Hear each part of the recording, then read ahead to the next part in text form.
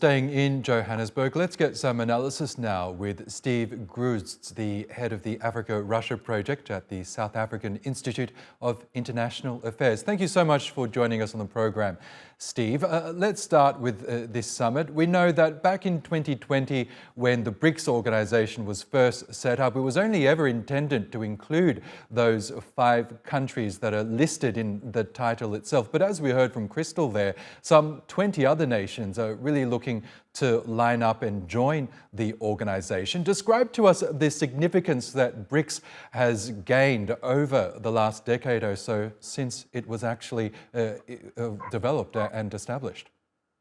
Okay, so it's a little older. It was established in 2009, and then South Africa joined as the only member so far to have joined in 2011. I mean, I think Brics has held together despite what naysayers have said, and quite different countries making up this alliance, but they all share a desire for a reformed international system, a system where power is more evenly distributed in a multipolar world rather than one that just revolves around the United States and Europe, that they have some economic clout by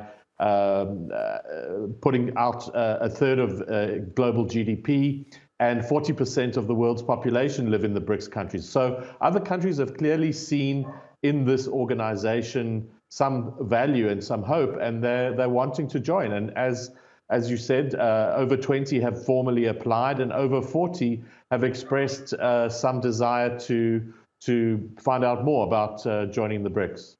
Well, that's right. And if the Brics leaders do agree to expand the organization to include some, if not all, of the countries who have applied, it's essentially going to be an organization that's dedicated to the so-called global South versus the global North that consists of mainly Western nations. What impact could an organization like that have on geopolitics and I guess the balance of power and the world order that's currently in place?